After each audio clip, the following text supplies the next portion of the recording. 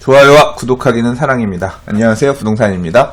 4월 30일 월요일입니다. 4월의 마지막 날이기도 하면서 5월을 시작하는 한 주의 시작이기도 하네요.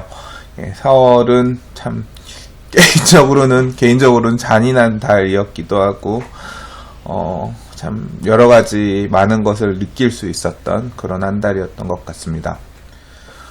제가 할 수 있는 일이 있고 할 수 없는 일이 있는 것 같아요. 그래서 좀 많이 고통스럽기도 했고요. 사실 지금도 정상은 아니에요. 정상은 아니지만 또 제가 뭐 할 수 없는 것을 어떻게 한다고 해서 뭐 제가 어쩔 수 없는 거니까 할 수 있는 것을 열심히 한다. 내가 하고 싶은 일도 좋지만 그 중에서 하고 싶은 일 중에서 할 수 있는 것을 꾸준히 열심히 한다 생각하고 부동산 TV 또 열심히 앞으로 해보도록 하겠습니다. 계속 지켜봐 주셨으면 감사하겠습니다. 자, 첫 번째 뉴스입니다. 강남 재건축 아파트 19,000 가구 이주비 비상 대출 규제로 반토막이란 제목의 기사입니다. 올해 이제 지금 4월부터 지금 개포 1단지부터 본격적으로 이제 작년에 하반기에 관리처분 계획 접수를 한 재건축 단지들의 이주가 본격적으로 이제 시작되고 있는데요. 올 7월, 10월 그래서 올해는 강남권 재건축 아파트들의 이주가 이제 본격적으로 진행될 예정입니다. 입주 물량들 강남의 입주 물량들 많다. 그래서 그것 때문에 임대 가격들, 전세 가격들 막 떨어지고 있다. 라고 얘기하면서 우려하는 기사들도 있었지만 한편으로는 이렇게 이주가 진행되는 부분들도 맞물려 있기 때문에 앞으로 올 하반기 강남권 아파트들의 전세 시장이 어떻게 맞물려 움직일지는 좀 봐야 될 것 같긴 합니다. 그래서 뭐 이렇게 이주가 본격적으로 시작이 되면 전세 가격이 다시 하락을 멈추고 뭐 다시 정상화되는 그런 모양새를 보일지도 모르겠다고 개인적으로 생각은 합니다. 근데 지금 기사에서 얘기하고 있는 내용은 뭐냐면 이주비 비상이라 그랬죠. 재건축 사업이든 재개발 사업이든 사업이 마무리되는 단계, 이제 관리처분 계획 인가를 받고 이주를 개시하는 시점이 되면 집을 부수려고 하면 살고 있던 사람들이 이사를 나와야 될 거 아니에요. 그때 이제 그걸 이주한다고 하고요. 그러니까 이주 계획을 수립하고 이주 개시 공고를 하고 이주를 이제 하게 되는데요. 이주를 하기 위해서는 살고 있던 세입자를 내보내기 위한 임대보증금을 반환해주거나 또는 내가 살고 있었다라고 하면 내가 이사갈 집의 임대보증금을 얻기 위한 또는 뭐 매수한다고 하면 매매하기 위한 이런 자금이 필요하죠. 이제 그걸 갖다가 이주비 대여금이라 그래서 보통은 조합에서 대여해주는 게 일반적입니다. 또는 뭐 개별적으로 이주를 알아서 하세요. 뭐 하는 사업장도 없던 건 아니긴 합니다만 대부분 이제 조합에서 이주비 대여금을 뭐 어느 정도 마련해 갖고 와서 하는데요. 이게 예전에는 보통 이제 평가받은 금액, 내 집값으로 보상 얼마 정도 퉁쳐주겠다라고 한 금액의 뭐 한 50%, 60% 정도까지 해주곤 했었는데, 그러니까 이게 이제 대출 규제할 때 LTV 규제 적용이 됩니다. 그러니까 담보 가액 대비 얼마까지 대출을 해줄 것이냐 기준이 되는데, 그러니까 평가받은 금액의 뭐 50%, 60% 보통 이 정도 됐단 말이에요.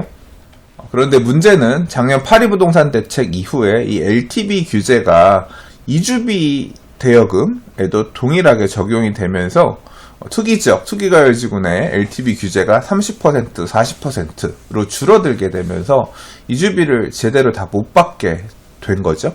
예를 들자면 이제 투기과열지구 이내에 이주비를 받을 경우에 1주택자 같은 경우는 40% 받을 수 있고 그 다음에 다주택자 같은 경우는 30%밖에 못 받잖아요. 그렇게 되면 요 이주비 받아서는 세입자를 못 내보낸다거나 또는 내가 살고 있는 집을 빼고 이사갈 보증금을 얻지 못하게 된다거나 뭐 만약에 이런 경우라고 하면 일부 이주비 받은 걸로 해서 뭐 그 대출 정도 일부 상환하고 월세로 이주를 한다거나 그러니까 월세를 위한 보증금 정도 받고 뭐 그렇게 갈 수도 있긴 하겠죠. 근데 문제는 이런 경우들이에요. 지난 상승장에 어떻게든 뭔가 강남 접근을 이번 텀에는 해야겠다라고 생각해서 대출을 가득 받고서 투자를 하신 분들도 계실 수 있고요. 뭐 그런 선택을 사전에 이미 미리 해가지고 대출을 가득 받아서 전세 끼고 대출 끼고 이렇게 해서 재건축 투자를 해놨는데 이주를 개시한다라고 하니까 이 전세보증금도 전세보증금이지만 이 대출 받아놓은 금액을 상환할 방법이 없어서 이주비가 되게 줄어들면서 이주를 못하게 되는 그런 소유자들이 발생하고 있다는 거예요.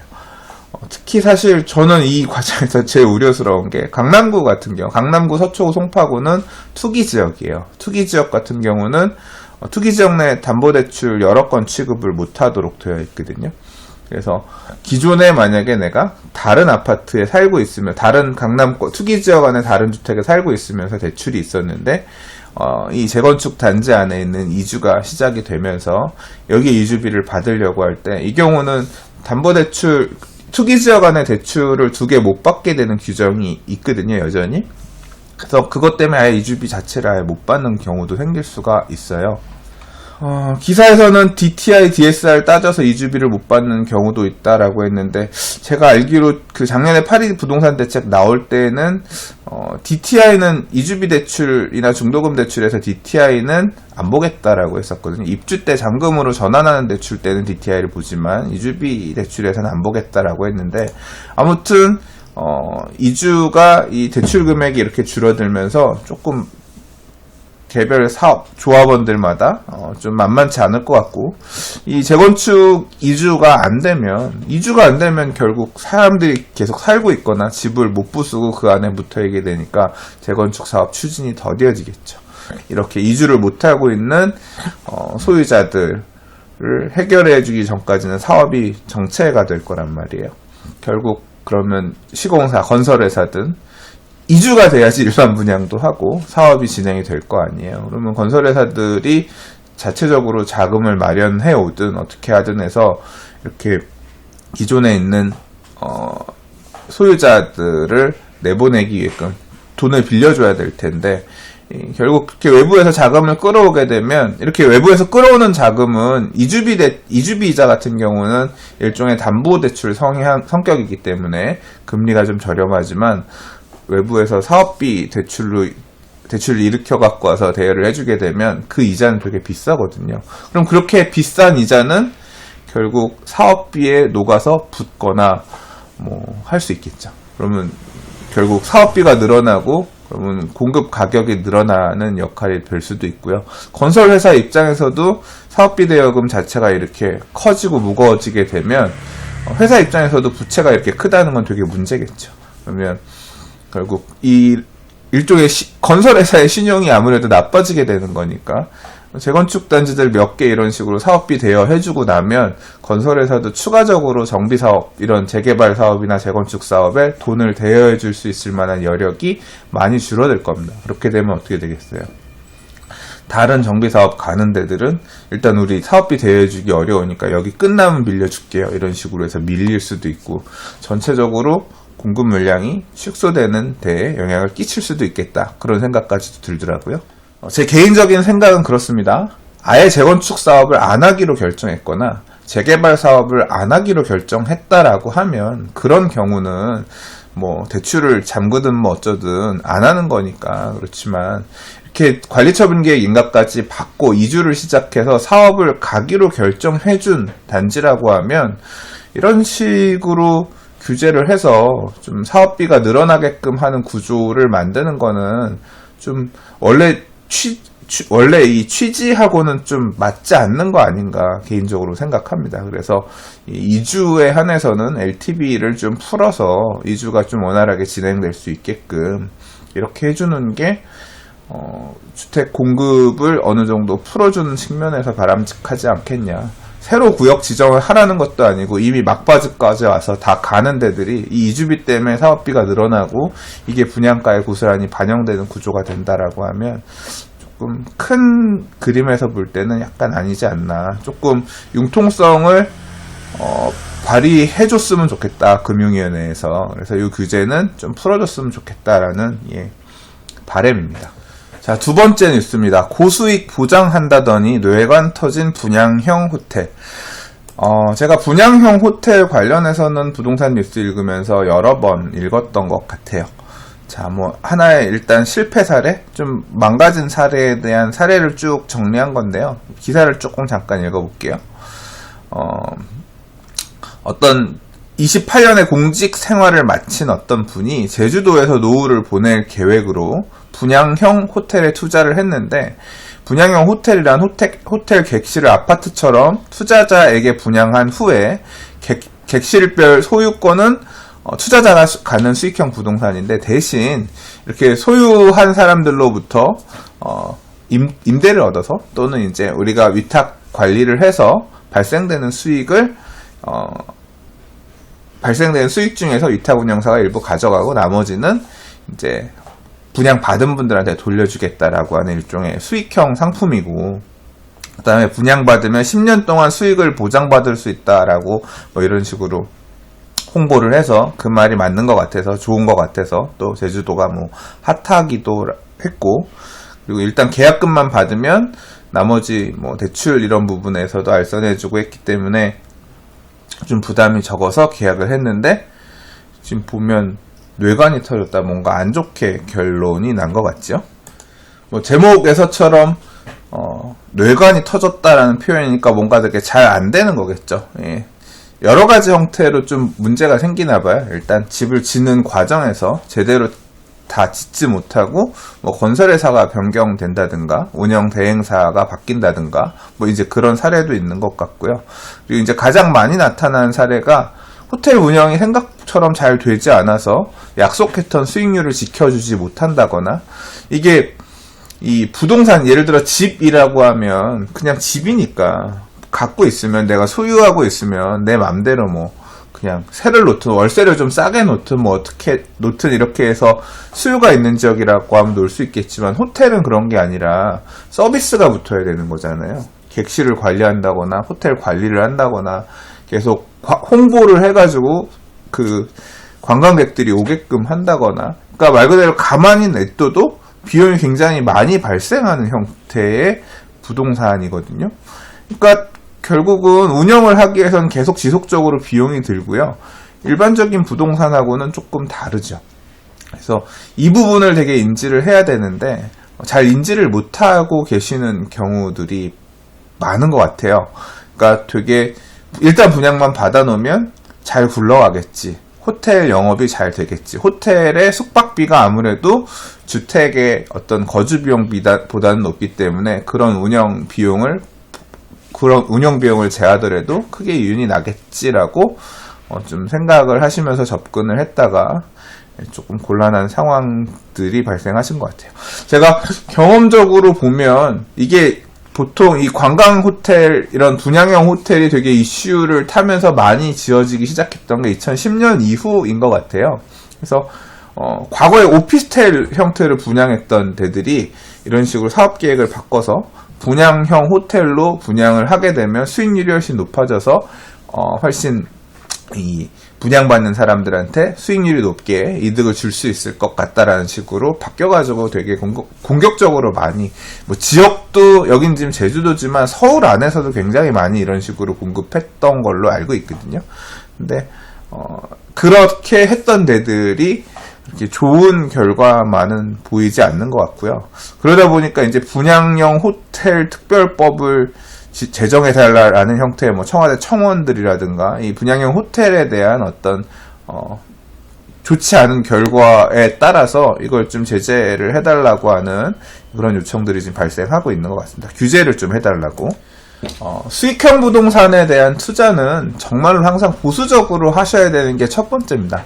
수익형 부동산은 없어도 살아요. 제가 이 주거용 부동산, 내가 살아야 되는 집은 그래도 일종의 필수제처럼 내가 죽을 때까지 아주 좋은 동네는 아니더라도 그냥 내 두 발 뻗고 잘 수 있는 집이 필요해. 꼭 내가 아파트가 아니더라도 다세대 주택이라 단독주택도 좋다. 이런 주택은 그런 식으로 보수적으로 필요한 내 수요에 맞춰서 투자를 하면 되는 거지만, 수익형 부동산이라고 하는 거는 내 노후에 뭔가 이 근로소득을 대체해 줄 수 있을 만한 어떤 부동산 네, 내가 미리 좀 투자를 해놓겠다. 이제 이런 개념인 거잖아요. 근데 이 지금 분양형 호텔 같은 경우는 대표적으로 이런 케이스인 거죠.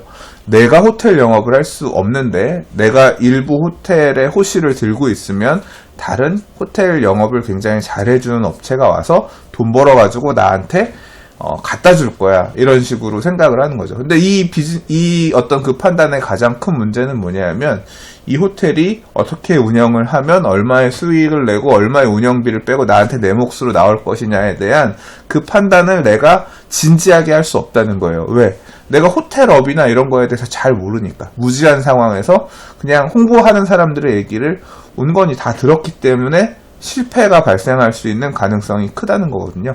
분양의 호텔이 다 망한다는 얘기는 아니에요. 이렇게 실패한 사례들이 생각보다 많이 보이니까 문제라고 하는 거죠.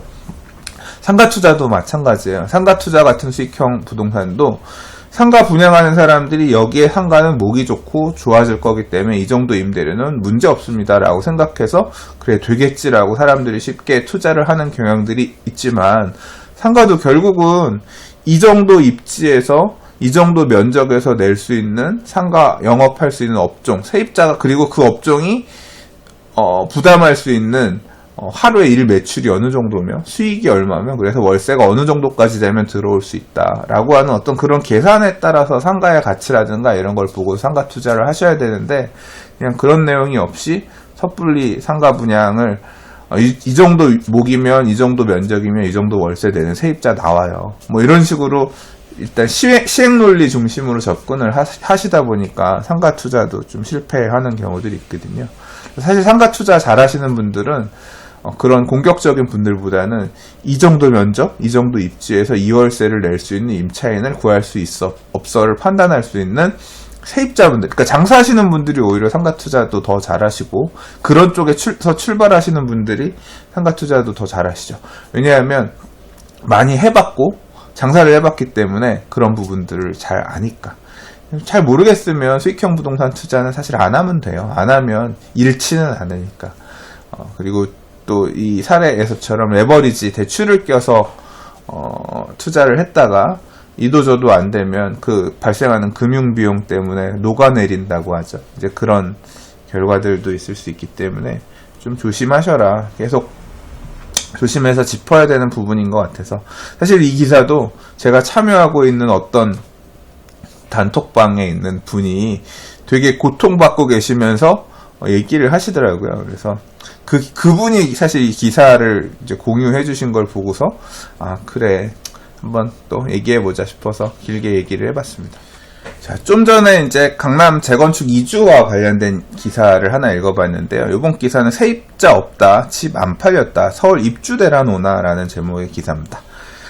올해부터 지금 강남 서초 쪽에서부터 출발해가지고 입주하는 아파트 단지들이 꾸준히 있고요.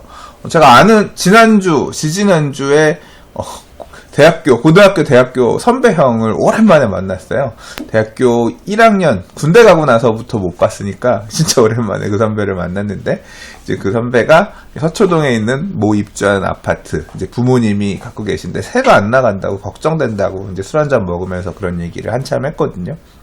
그러니까, 임대 가격도 생각보다 높지 않고, 새도 생각보다 안 빠지고 있구나. 그런 걸 좀 알겠더라고요. 알겠는데, 계속 물량들이 있을 거기 때문에 쉽게 그러니까 이사철이라고 하는 걸 딱 비껴나게 되면 항상 이 되게 고생하는 텀들이 있어요. 입주하는 아파트 같은 경우는 입주 물량들이 한꺼번에 막 많이 나오기 때문에 보통 제가 보면 총 세대수의 한 40%에서 50% 정도는 매물로 나오는 것 같아요. 그러니까 1000세대가 입주를 하면 한 400세대에서 500세대 정도는 입주 물량이 되는 거고, 그 정도 물량은 그 동네에 항상 나오고 있는 임대 물량 또는 매매 물량으로 항상 이렇게 매물이 어느 동네든 만들어져 있지 않기 때문에 그 물량 자체가 그 주변의 시세에 영향을 끼치게 되거든요.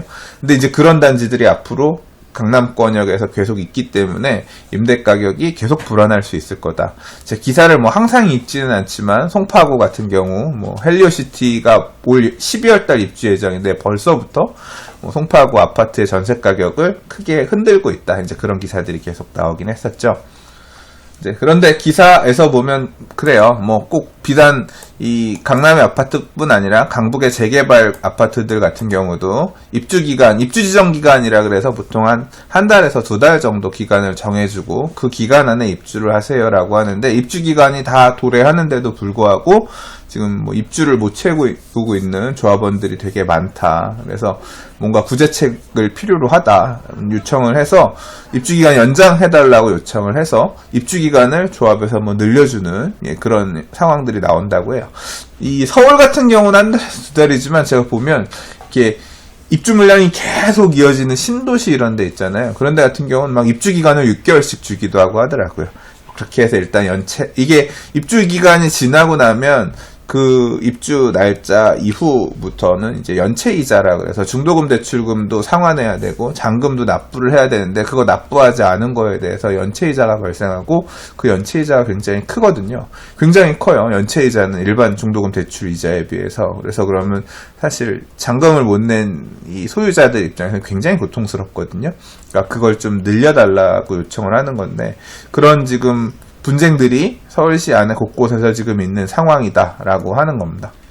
한편으로는 이런 얘기도 있습니다. 양도소득세 중과 등 부동산 규제로 절벽이 현실화되면서 신축, 한편으로는 이런 얘기도 있습니다. 양도소득세 중과 등 부동산 규제로 거래 절벽이 현실화되면서 신축 아파트 입주에도 직접적인 영향을 끼치고 있다라고 하고 있는데, 이 얘기는 뭐 그 얘기인 것 같은데, 그러니까 거래가 안 되니까 팔고 뭐 매수하려는, 팔고 뭐 움직이려고 하는 사람들이 안 움직이다 보니까 지금 뭐 전세 입주도 이렇게 대란이 오는 거다라고 설명을 하고 있는 것 같은데, 아파트 거래 건수가 지난달 3월 달에 절반도 미치지 못한데 굉장히 많이 줄어드는 것 같아요. 거래량 자체는. 근데 한편으로는 또 뭐 저는 그렇게 생각해요. 아파트 매매 거래가 안 움직이면 그 다음에는 또 이제 전세 거래가 움직일 수 있잖아요. 그러면 또 그리고 올 하반기 2주까지 겹쳐가지고 매매도 안 돌고, 매매가 안 돌면 전세 시장은 또 그 다음에 또 시차를 두고 움직입니다. 매매로 안 사면 그러니까 전세 기간 만료가 되는 세입자들이 집을 살 거냐 또는 아니면 뭐 임대로 갈 거냐 선택을 해야 되는데, 이제 그 선택을 하는 수요들이 매매가 안 돌면 전세로 돌기 때문에 전세 수요는 한편 늘어나는 거고, 또 서울의 강남권의 멸실 물량들이 늘어나면서 주택들이 줄어들게 되면 또 그렇게 어떻게 맞추면서 갈 수 있지 않겠냐 생각도 들고 합니다. 그래서 너무 이렇게 위기감 가질 필요는 없지 않나, 개인적으로 그런 생각이 좀 드네요. 자, 좀 전에 얘기는 서울시장의 얘기였고요. 여기는 조금 다른 시장의 얘기입니다. 새 아파트 전셋값이 고작 4천만원, 공급 과잉이 낳은 낯선 풍경이라는 제목입니다. 이게 용인의 한숲시티라고 하는 아파트 얘기인데요. 이 용인의 메인 블럭이 아니라 용인 안에서도 좀 사이드예요. 용인 남사면 일대, 그러니까 용인 남사면 어딘지 아세요? 자, 지도를 제가 좀 펴봤어요. 동탄 이신도시에서도 한 동쪽으로 이렇게 끝에 있는 곳이에요. 그러니까 위치상으로 보시면 용인시에서도 한참 내려가서 안성 쪽 가는 그 끝에 있는, 동탄보다도 동쪽 끝에 있는 곳이죠. 여기가 이제 용인 한숲시티인데요. 보시면 여기 뭐라고 써졌죠? 용인 남사 아곡일 도시개발구역이라 그랬죠. 이게 도시개발 사업을 통해서 아파트 단지를 7,000세대 이상 지은 곳이에요. 아무튼 지금 이 용인 한숲시티가 오는 6월부터 입주를 시작하는데 전세 가격이 막 떨어지고 있다. 그래서 심지어는 84제곱미터는 한 1억 원 선, 1억 원 밑으로도 나오기도 했었고, 59제곱미터는 8천만 원, 그리고 44제곱미터 같은 경우는 4천만 원에 세입자를 구하는 전세 매물도 나왔다라고 합니다. 그러니까 입주 물량들이, 수요가 그렇게 많이 있는 지역은 아닌데 갑자기 물량이 한 6, 7천 세대가 쏟아지니까 좀 전세 가격이 급락하고 있다라고 하는데, 전세 가격이 한두 달 정도는 앞으로도 더 내려갈 가능성이 있고, 주변 상황이 열악한 편이지만 단지 내부만 놓고 봤을 때는 시설이 뛰어난 만큼 신혼부부 등 목돈이 부족한 이들에게는 새 아파트 전세를 저렴하게 구할 수 있는 절호의 기회다. 이 주변에 이런 식으로 좀 공급 과잉, 그러니까 주변에 입주 물량들, 이런 신도시가 아니라 도시개발 사업이죠. 이런 공급 물량들이 많은 지역들이 전체적으로 이제 전세 가격이 약세다라고 하는 그런 얘기들입니다. 이렇게 입주 물량이 쏟아지면서 이제 임대 가격이 하락하는 그런 모양새는 비단 뭐 지금 요 사례만 있는 게 아니라 뭐 양주 옥정에서도 뭐 가격이 빠진다고 하고 동탄 이 신도시에서 입주할 때 전세 가격 빠지는 얘기도 뭐 지속적으로 나오고 있고 다른 지역들도 계속 얘기가 나오고 있는데요. 두 가지 교훈을 주는 것 같습니다. 두 가지 교훈. 하나는 뭐냐면 분양받는 입장에서 주변에 입주 물량이 이렇게 많을 때에는 임대 가격을 너무 낙관적으로 생각하지 말아라. 내가 예상했던 것보다 훨씬 많이 떨어질 수 있다. 훨씬 많이 떨어질 수 있다라고 하면 뭘 해야 돼요? 공격적으로 투자하면 안 돼요. 이 돈 잔금 납부하고 해야 되는데 진짜 피말립니다. 그래서 좀 자금을 어느 정도 가지고 있는 상태에서 분양을 받아야 된다. 그걸 항상 머릿속에 염두해야 된다. 저도 입주할 때 그 잔금 때문에 되게 스트레스 받아본 경험이 있는 입장에서, 그리고 그렇게 스트레스 받는 분들을 주변에서 많이 봤거든요. 그래서 이렇게 너무 무리해서 하지는 말아라. 그러니까 이 입주 물량들이 주변에 많이 있는 걸 내가 분양 받았다라고 하면 자금을 좀 준비해서 분양을 받아놓고 입주할 때 내 예상 전세 가격보다 가격이 좀 더 빠질 수 있다는 걸 감안하고서 접근해야겠다라는 게 첫 번째고요. 두 번째는 이 기사에서 얘기하고 있는 내용은 그래요. 주변에 이렇게 입주 물량이 많이 예상되고 있는 지역의 전세입자라고 하면 내가 지금 전세 예를 들어 2억에 살고 있다고 하더라도 이렇게 이 지역에 입주 물량들이 막 쏟아지게 되면 입주할 때 내가 전세 빼고 이사를 가야 되는데 새 아파트로 이사 갈 수도 있고 가게 되는데 임대인이 전세 가격 시세가 빠져버리면, 입주 물량이 쏟아지면 내가 살고 있는 기축 아파트 전세가도 가격이 빠지면서 내 전세 보증금을 못 받을 가능성도 있으니까 그냥 기존에 살고 있는 세입자라고 하더라도 내가 살고 있는 주변에 이런 신도시라든가 신규 입주 물량, 도시개발 사업을 통한 신규 입주 물량들이 막 쏟아지고 한다고 하면 내 집 전세 가격에도 영향을 끼칠 수가 있다. 미리미리 대비해라. 기사에서는 그렇게 되면 깡통 전세 우려도 있으니 전세금 반환 보증 보험 상품에 가입해서 만약 이렇게 되면 이 상품을 통해서 보증금 반환받을 수 있도록 그런 방법도 준비를 해놓는 게 좋겠다라고 얘기는 하는데, 일단은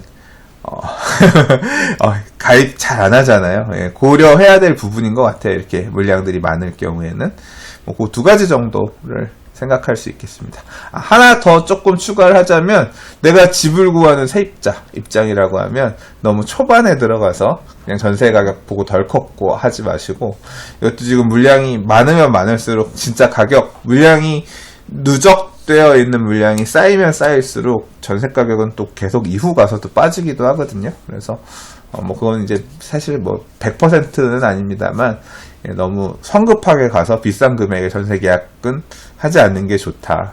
괜히 나중에 이렇게 입주가 쏟아지는 단지에서는 나중에 나보다 훨씬 싸게 전세 들어가는 사람 보면 되게 좀 내가 기회비용을 손해보는 것 같기도 하고, 한편으로는 내가 전세 높게 들어가면 나중에 빠질 때 좀 고생하기도 하죠. 근데 보통 사실 입주 물량 이렇게 들어가고 나서 2년 뒤에 재계약할 때는 전세 가격이 다시 올라가기 때문에 나오는데 고생하거나 그러지는 않는 것 같긴 합니다. 케이스 바이 케이스니까. 대략 한 세 가지 정도 얘기할 수 있을 것 같습니다. 자, 짧게 두 개만 얘기하고 갈게요. 이번 주 목요일날 1순위 청약하는, 목요일 맞죠? 하남 가밀 코엘시티 몇 번 얘기한 적이 있는 것 같은데요. 주말에 모델하우스 열었는데, 이 신장동, 하남 신장동에 견본주택 열었는데, 이 신장동이 좀 사실 멀죠? 근데 모델하우스 줄을 4시간가량, 모델하우스 들어가는데 4시간 줄 서서 들어간대요. 장난 아닌 것 같아요. 굉장히 유망한 단지고 좋죠. 제 동생을 만났는데 동생이랑 잠깐 얘기를 했는데, 여기 청약해야 되냐, 동생네도 얘기를 했고, 그 다음에 처제 동서원에서 얘기를 했는데, 저는 청약 통장이 없어요. 1순위 청약 통장이 없어서 어차피 못 넣는데 다 있거든요. 그래서 여기에 84제곱미터 초과, 그러니까 경기도 통장으로는 300만원짜리 통장 이상 그거 넣어라. 이거 되면 대박이다. 추첨 물량이 있기 때문에 어차피 가점으로는 안 되지만 C2 블럭, C3 블럭 같은 경우 추첨 물량이 있으니까 넣어서 되면 로또다. 무조건 해라. 뭐 다들 별로 집, 주택 이런 거 관심 없거든요. 동생네도 그렇고 처제 쪽도 그렇고 그냥 순수한 말 그대로 1주택자에 살고 있는 집 그냥 하나 갖고 있는 1주택자인데 무조건 넣으라 그랬는데 가서 어차피 모델하우스 가서 보는 거는 들어가기도 되게 힘드니까 평면 보고 제일 안 이쁜 거, 사람들이 경쟁 제일 안 할 것 같은 거, 그런 거 청약해서 최대한 확률을 높여라 그랬더니 어차피 경쟁률 높을 거 그냥 이쁜 거에서 되는 게 낫지 않겠냐고 하는데 뭐 그건 네 알아서 하라고 했거든요. 하남 포엘시티 관련해서는 민영 물량이 많지 않아요. 하남 가밀 포엘시티 같은 경우는 요번에 이 하남 가밀지구내 요거랑 그 외에 민영 물량이 별로 없기 때문에 거의 이게 처음이다 마지막 거의 수준입니다. 그래서 꼭 청약하셔서 가점제로도 분양 물량이 있으니까 좋은 결과들 있으시기 바랄게요. 자, 그리고 드디어 나올 게 나왔습니다. 뭐냐면 재건축 부담금인데요. 반포 현대아파트 조합이 구청에다가 우리는 예상 부담금이 한 850만 원 정도 될 것 같아요 라고 제출을 했다고 합니다. 제출을 했고 이게 이제 한 달 내에 이제 그 결과를 통보한다라고 했으니까 이제 어떻게 실제로 될지 봐야 될 것 같은데, 그래서 5월 초 정도면 요 반포 현대아파트 재건축 부담금 관련된 통보 금액이 나오면서 5월 2일이라고 하네요. 이제 여기가 첫 스타트가 될 것 같고요. 이 금액이 무슨 뭐 이렇게 싸냐 비싸냐 논란도 조금 있는 것 같고, 여기는 반포현대 아파트 자체는 기존에 한 동짜리 80세대 정도 되는 아파트가 재건축 통해서 한 100세대 남짓 되는 거라 뭐 이익이 크지 않은 단지이기 때문에 예상 부담금이 크지 않다 우리는 뭐 이렇게 얘기를 했다고 하지만 어떻게 처리할지 결과가 나올지도 봐야 될 것 같고, 이제 요걸 시작으로 해서 다른 단지들의 재건축 부담금 통보하는 내용들이 앞으로 부동산 시장에서는 꽤 큰 화두가 될 것 같습니다. 계속 짚어보도록 할게요. 자, 오늘 읽어본 기사는 여기까지고요. 잠깐 소개 하나만 할게요. 어저께, 그러니까 4월 29일 일요일이었는데 MBC 그 라디오 방송 중에서 이진우의 손에 잡히는 경제라는 프로그램이 있습니다. 제가 이 작가님이 쪽지를 보내오셔서 좀 부동산 재개발 관련해서 한번 출연해 주실 수 있냐고 좀 연락을 주셔가지고 제가 4월 27일 날 가서 녹음한 분량이 4월 29일, 그러니까 어저께 방송으로 나왔거든요. 한 20분, 23분 그 정도 녹음을 했던 것 같은데, 이 보면 4월 29일 일부 골목 자투리 땅이 분양권 된다. 재개발 투자법 이래가지고 제가 출연해서 녹음한 분량이 있습니다. 재개발 투자 관련해서 이진우 기자님이 좀 굉장히 원래 좀 질문지가 있었는데 질문지에 있던 내용하고는 상관없는 날카로운 질문들을 해주셔가지고 조금 당황하긴 했는데 뭐 어쨌거나 제가 아는 범위 내에서 잘 말씀을 드렸고요. 그 내용이 요 팟캐스트 팟빵에 올라와 있으니까 혹시 관심이 있으신 분들은 이것도 들어봐 주시면 좋겠습니다. 그리고 이 출연분에서 받았던 질문지에 대한 답변들도 제가 별도로 사실 이제 방송 가기 전에 좀 답변서를 만들어서 준비를 해놨었는데요. 여러 가지 재개발 투자, 재개발 사업 뭐 등등에 관한 얘기들이에요. 분량들이 꽤 있기는 한데요.